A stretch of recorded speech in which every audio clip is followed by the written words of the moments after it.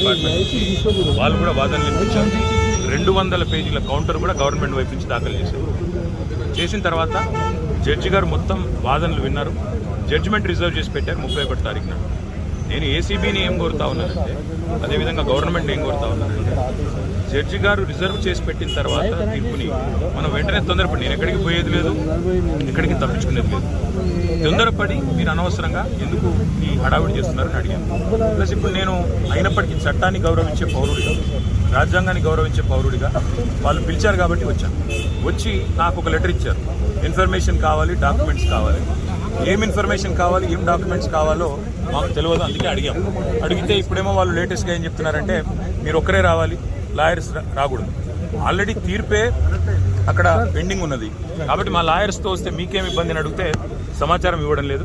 దాంతోపాటు ఇంకా ఏమంటున్నారంటే, మీరు ఒక్కరే రావాలి. నాకు ఒక్కరే రావడానికి ఇబ్బంది ఏం లేదు, కానీ ఒక పౌరుడిగా నా ప్రాథమిక హక్కులకు కూడా భంగం వాటిల్లకుండా చూసుకోవాల్సిన బాధ్యత నా మీద ఉంటుంది.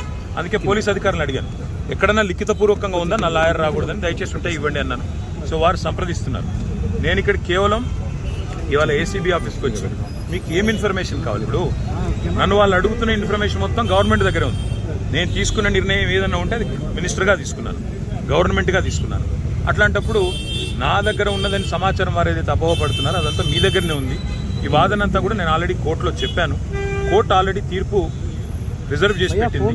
హైకోర్టు మీద ఉన్న గౌరవంతో, చట్టాల మీద ఉన్న గౌరవంతో, రాజ్యాంగం మీద ఉన్న గౌరవంతో నేను ఇక్కడికి వచ్చానని చెప్పాను. వారు మరి ఏ కారణం చేతనో నా లాయర్ నాతో రాకూడదు అంటున్నారు. మరి ఒక పౌరుడిగా నాకు నా లాయర్ను వెంటబెట్టుకుని విచారణలో భాగస్వామ్యం చేసే అధికారం నాకు ఉందని నేను అనుకుంటున్నాను. లేదు అని వారు అంటున్నారు. భారత రాజ్యాంగం నడుస్తుందని నేను అనుకుంటున్నా. కాదు, రేవంత్ రెడ్డి రాజ్యాంగం మాత్రమే ఇక్కడ నడుస్తుంది తెలంగాణలో వాళ్ళు అంటున్నారు. చూడాలి మరి వాళ్ళు ఏం చెప్తారో. దాని మీరు ముందుగా ఇన్ఫార్మ్ చేశారా అడ్వకేట్స్ వస్తున్నట్టు? బ్రదర్, వాళ్ళు హైకోర్టు తీర్పు రిజర్వ్ చేసిన తర్వాత నిజాన్ని నన్ను పిలవాల్సిన అవసరమే లేదు. హైకోర్టులో చాలా గంటల వాదనలు వాళ్ళు వినిపించారు ఏసీబీ తరఫున. ఇవాళ కొత్తగా మళ్ళీ ఇప్పుడు శోధించేది సాధించేది ఏమి లేదు. చెప్పాల్సింది కూడా చెప్పకుండా ఇక్కడేదో హడావుడి చేసి నిన్న రైతు భరోసా ఎగ్గొట్టారు కాబట్టి రైతు భరోసా నుంచి తప్పించుకోవడానికి 2 రోజులు మీడియాలో ఈ డ్రామా నడపాలని రేవంత్ రెడ్డి గారు అనుకుంటున్నారు. దీనికి మేము బాధపడం. రేవంత్ రెడ్డి గారు ఏమనుకున్నా 15,000 ఇస్తానని చెప్పి 12,000 ఇచ్చిన విషయము ప్రజలకు గుర్తుంది. మీరు ఎన్ని డ్రామాలు చేసినా మాకు ఇంకో సమాచారం కూడా ఉంది. నేను ఇక్కడికి రాగానే కావాలని కేటీఆర్ ఇంటి మీద రైడ్స్ అని చెప్పి అక్కడ రైడ్లు చేయించాలని ఆలోచన చేస్తూ ఉన్నాను. పర్వాలేదు, ఇవన్నీ డ్రామాలు మాకు తెలుసు. మీరు ఎన్ని డ్రామాలు చేసినా రాష్ట్ర ప్రజలకి నేను చేసే విజ్ఞప్తి ఒకటే, 420 హామీలు ఏవైతే రేవంత్ రెడ్డి ప్రభుత్వం ఇచ్చిందో అది అమలు చేసేదాకా కొట్లాడదాం. కేసులు ఎన్ని పెట్టినా, మీడియా మేనేజ్మెంట్ పాలిటిక్స్ ఎన్ని చేసినా భయపడాల్సిన అవసరం లేదు, బాధపడాల్సిన అవసరం లేదు. వాళ్ళు ఎన్ని రైడ్స్ చేసుకున్నా, ఎన్ని డ్రామాలు చేసినా నా లాయర్లు ఉంటే వాళ్ళకి వచ్చిన ఇబ్బంది ఏంటంటే, నాతో పాటు లాయర్లు ఉంటే నా రైట్స్ ప్రొటెక్ట్ చేయబడతాయి. ఇక్కడ మా పట్నం నరేందర్ రెడ్డి గారిని అరెస్ట్ చేసినప్పుడు ఆయన ఇవ్వని స్టేట్మెంట్ ఇచ్చినట్టుగా పోలీసులు తప్పుడు వార్తలు రాసి మీడియా క్లిక్ చేశారు. కాకుండా నా రైట్స్ నేను ప్రొటెక్ట్ చేసుకోవాలి కాబట్టి లాయర్ ఉండాలని కోరుతున్నాను. వాళ్ళకి వచ్చిన ఇబ్బంది సార్, ఇప్పుడు ఈ స్థాయిలో ఆంక్షలు పెట్టారు, మీరు నేరుగా విచారణకు అటెండ్ అవుతున్నారు. వాళ్ళు చెప్పిన అదే చెప్తున్నా బ్రదర్, నేను ఆంక్షలు వాళ్ళ నరేందర్ రెడ్డి గారు ఇవ్వని స్టేట్మెంట్ ఇచ్చినట్టుగా తప్పుడు స్టేట్మెంట్లు రికార్డ్ చేసిందే పోలీసు వాళ్ళు. అందుకే నాకు వాళ్ళ మీద నమ్మకం లేదు కాబట్టి నా లాయర్లను తెచ్చుకున్నాను.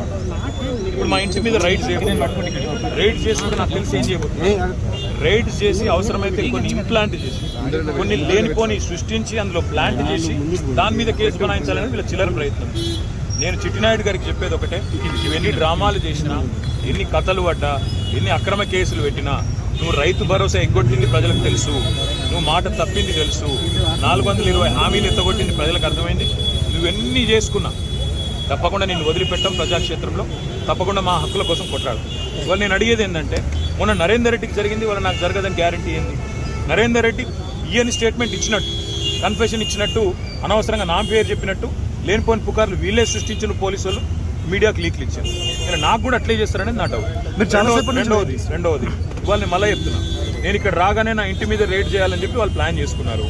తప్పకుండా నా ఇంటి మీద రైడ్ చేస్తే కూడా అన్లయమని ఇరికిచ్చి రేవంత్ రెడ్డి గారు ఇచ్చిన 2 చిట్టీలు అవసరమైతే ఇంకో 2 ఏమైనా సృష్టించి అని ఇరికిచ్చి కావాలని బదనాం చేయాలన్న చిల్లర ప్రయత్నం చేస్తున్నారు. నా హక్కుల కోసం తప్పకుండా నేను కొట్లాడతాను. న్యాయవాదుల సమక్షంలో ఎంక్వైరీ చేయాలని కోరుతున్నాను. తప్పే చాలాసేపటి నుంచి వెయిట్ చేస్తున్నారు, ఇంకెంతసేపు వెయిట్ చేస్తారు ఏమని చెప్తున్నారు? 5 నిమిషాలు చూసిన తర్వాత మరి పోలీసులు సహకరించకపోతే నా దారి నేను అంటే ఇప్పటివరకు అయితే ఏం చెప్పట్లేదు. పోలీసు వాళ్ళు మరి లిఖితపూర్వకంగా ఏం చేయట్లేదు, కానీ వాళ్ళు ఫోన్లు వాళ్ళు ఏదో మాట్లాడుతున్నారు పైకి. రేవంత్ రెడ్డికి మాట్లాడుతున్నారో మరి ఇంకా డీజీపీకి మాట్లాడుతున్నారో ఎవరికి మాట్లాడుతున్నారో తెలియదు. వాళ్ళు ఏం చెప్తారో దాన్ని బట్టి నా తత్పరి. సార్ ఇప్పుడు అడ్వకేట్స్ ని అనుమతి లేదు అనేది అయితే నిబంధన లేదు కదా సార్? అడ్వకేట్స్ అనుమతి లేదు అనేది తప్పు. మొన్న పట్నం నరేందర్ రెడ్డి మీద ఏ కుట్ర అయితే వీళ్ళు చేసిండ్రో, ఆయన ఈయని స్టేట్మెంట్ ఇచ్చినట్టు పోలీసు వాళ్ళు ఏదైతే దొంగ స్టేట్మెంట్ సృష్టించి ఆయనను నన్ను బద్నాం చేసే ప్రయత్నం చేసిండ్రో అది జరగకూడదన్నదే నా తాపత్రయం. అందుకే లాయర్ ఉండాలని నేను కోరుతున్నాను. లాయర్ ఉంటే వాళ్ళకి అభ్యంతరం ఏందో నాకు అర్థమైతలేదు. ఏమైనా కానూను ఉందా చూపెట్టు, కాగితం చూపెట్టు, కాగితం చూపెట్టు. సార్ మీరు క్వశ్చన్ చేస్తే ఏం చెప్తున్నారు సార్? అడ్వకేట్స్ తీసుకొని వెళ్తాను కానీ మా ఇష్టం ఇది. ఇక్కడ భారత రాజ్యాంగం లేదు, అంబేద్కర్ రాసిన రాజ్యాంగం లేదు, అనుముల రేవంత్ రెడ్డి రాసిన రాజ్యాంగం ఉంది. మా ఇష్టం, మా జాగిర్ అంటారు. ఏం చేయాలి సార్? ఉద్దేశపూర్వకంగానే మిమ్మల్ని ఇక్కడ డైవర్ట్ చేసి ఇంటి వైపు రైడ్కి వెళ్ళారు. ఇంటి మీద ఇప్పుడు రైడ్కి వెళ్ళడానికి ప్రయత్నం చేస్తున్నారు. వాళ్ళు రైడ్ చేసి కూడా మన ప్లాంట్ చేస్తారనేది నా అనుమానము. తప్పకుండా చట్టపరంగా న్యాయపరంగానే వర్లేదు. ఆల్రెడీ తీర్పు రిజర్వ్ అయ్యి ఉంది. అయినా ఈ డ్రామా చేయాల్సిన అవసరం ఏముందో పోలీసులకి తెలుసు. ఈవెన్ ఫామ్ హౌస్ కేసులో కూడా ఇంటి దగ్గరకు వచ్చి ఎలాంటి అనుమతులు లేకుండా దగ్గరికి వచ్చి డ్రామా చేసి అక్కడ ప్లాంట్ చేసి రేవంత్ రెడ్డి ఇచ్చిన కొన్ని ఆడ పత్రాలు పెట్టి లేదా ఇంకోటి పెట్టి కేసులు పెట్టి ఇరికేయాలనేది వాళ్ళ తాపత్రయం. అన్నింటినీ కూడా న్యాయపరంగా ఎదుర్కొంటాం. They are going in the next 15-20 minutes. మీరు ఒక మాజీ మంత్రి ఇలా రోడ్డు మీద కాకుండా కనీసం లోపలికి పిలిచైనా చెప్పాల్సిన వాళ్ళ విఘ్నత, అది రేవంత్ రెడ్డి గారి యొక్క విఘ్నత, వారి యొక్క తెలివితేటలు. నేను సహకరించడానికి ఇక్కడికి వస్తే నన్ను కనీసం లాయర్ కావాలని కోరుతందుకు కారణం ఒకటే. మొన్ననే పట్నం నరేందర్ రెడ్డి విషయంలో వీళ్ళు చేసిన కుట్ర, రేవంత్ రెడ్డి డైరెక్షన్ ప్రకారం పట్నం నరేందర్ రెడ్డి మీద ఇవ్వని స్టేట్మెంట్ ఇచ్చినట్టు అభూత కల్పనలు సృష్టించి, ఊహాజనితమైన వార్తలు సృష్టించి బదనాం చేసే ప్రయత్నం చేసి ఆయన కన్ఫెషన్ ఇచ్చిండు, కేటీఆర్ను ఏం చేసిండని లేనిపోని కథ చేసిండ్రు. మళ్ళీ మాకు అట్లా జరగకూడదు అనేది నా థాట్. Thank you.